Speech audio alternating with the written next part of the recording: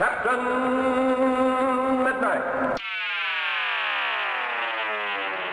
So Jurassic World Rebirth just came out recently, kicking off a pretty packed July. And it's a movie that dares to ask the question, what if there was another one of these? Does it do more than that? Not really. Before I get into that though, I will be spoiling the movie. Not that there's that much to spoil here, but just in case, I'm letting you know now.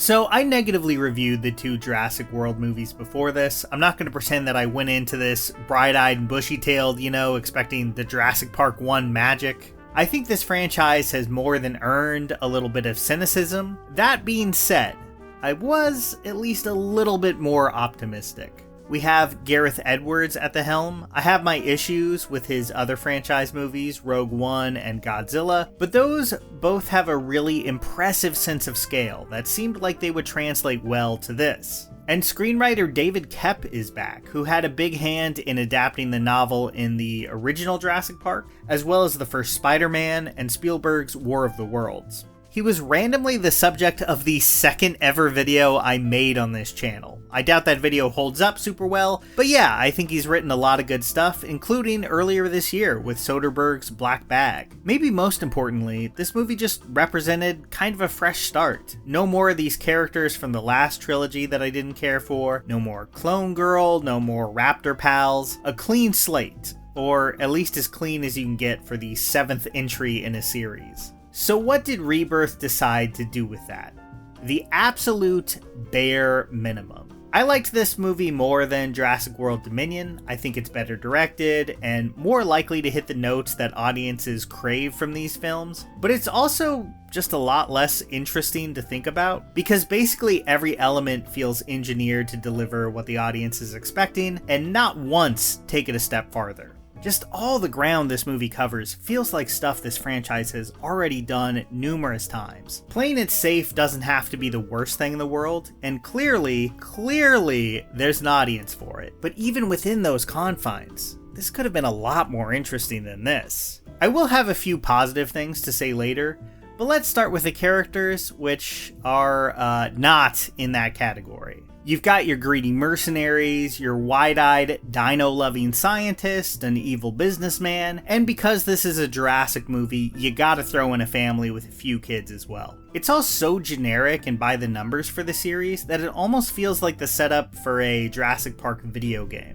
Especially since they have a very video gamey mission, shooting 3 specific dinosaurs and then collecting their samples one by one. You add in all the very standard ruined lab and jungle settings here, and I'm getting ready to collect keys and unlock the next area on my Nintendo 64. Man, maybe they should just make a Turok movie, I'd go see that.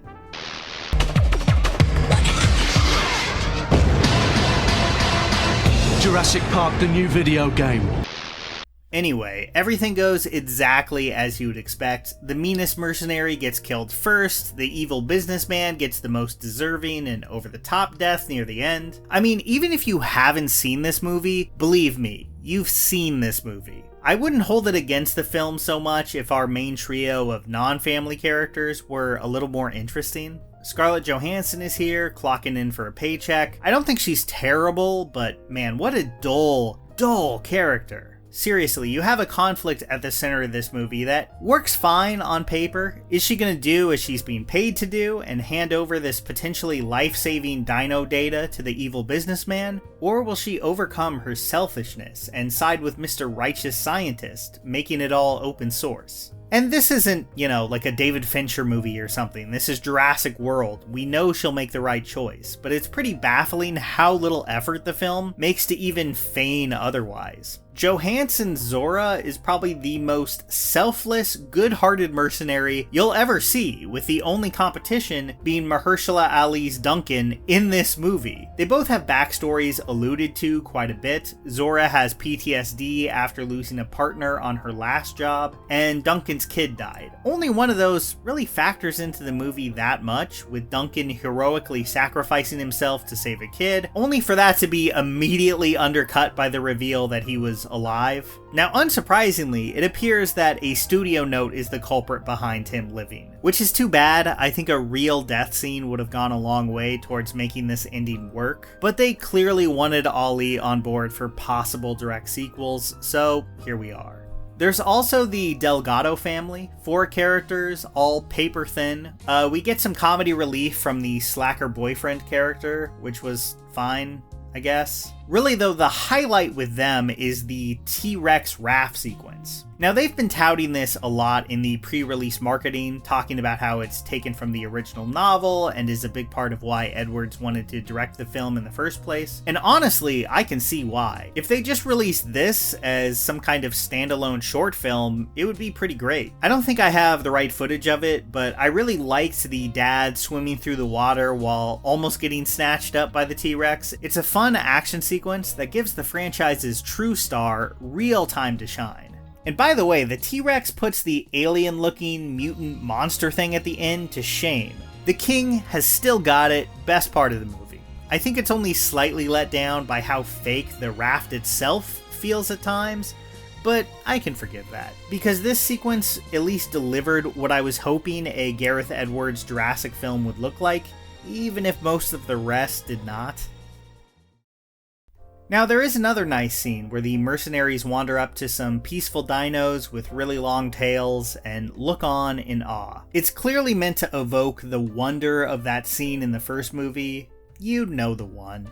And thanks to John Williams' old music, it almost does. The thing is though, whenever this movie tries to pull that "wow, the sheer majesty of dinosaurs" card, it never truly works. They decided to make the setup of the film that basically no one cares about dinosaurs anymore, everyone is over it, the dinosaurs can suddenly no longer live in most places on Earth, despite them doing that just fine in the last one. The dinosaurs are basically only near the equator. And okay, I guess I get why they'd make this move. It brings the concept back to basics, and they wanted to make things smaller, simpler, and more in line with the scale of like Jurassic Park 3. It is kind of a strange move in a way, considering the only part of Dominion that I really have any love for is that scene in the lumberyard where we see a dinosaur struggling in the snow. I thought that effectively brought these creatures into the everyday in a way that I really enjoyed. They decided to go in a different direction here, and I guess that's fine. But the thing is, they can't put that cat back in the bag.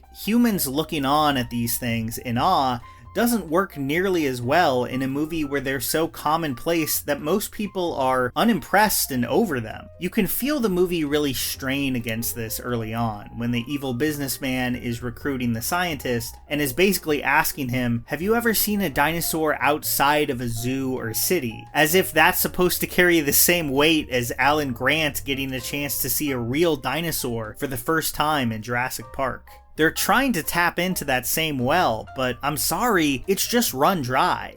The old John Williams score may successfully cover up how hollow this is in moments, but it is, at the end of the day, still really hollow. They want us to engage with the wonder of dinosaurs, like the first film does, but they don't even trust anything resembling an actual dinosaur to be exciting enough to carry the climax of their own movie. Now the finale here, I think, is the real nail in the coffin for Rebirth. The fake-out sacrifice is lame, the giant Franken-dino looks bad and feels really out of place, and the last scene just feels jarring. Like, I guess I can respect that they don't want to drag out the ending, but it's almost funny how quickly they wrap up Johansson's big moral dilemma and roll credits. Now, is Jurassic World Rebirth an awful, irredeemable movie? You know, no, I don't really think so. Like, if your bar for these is that you just want the franchise to go through the motions and watch people in jungle fatigues run away from some dinos, you'll get what you pay for here, with some tense and fun moments scattered throughout. But if you're expecting anything more than a lesser Jurassic Park 3, I don't think you'll find it.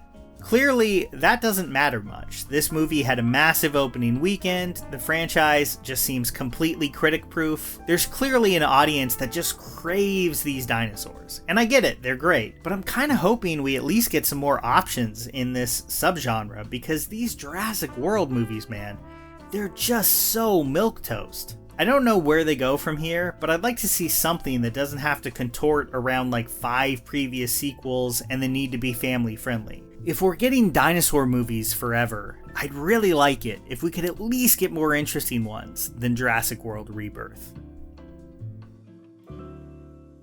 Here's a special tip for the fellas and girls who have not already joined Captain Midnight's new 1940 Flight Patrol. You'd better hurry up and join at once, because there's a big adventure ahead. The thing to do now is to get started, because we're going to have not only barrels of fun, but loads of free gifts and prizes too.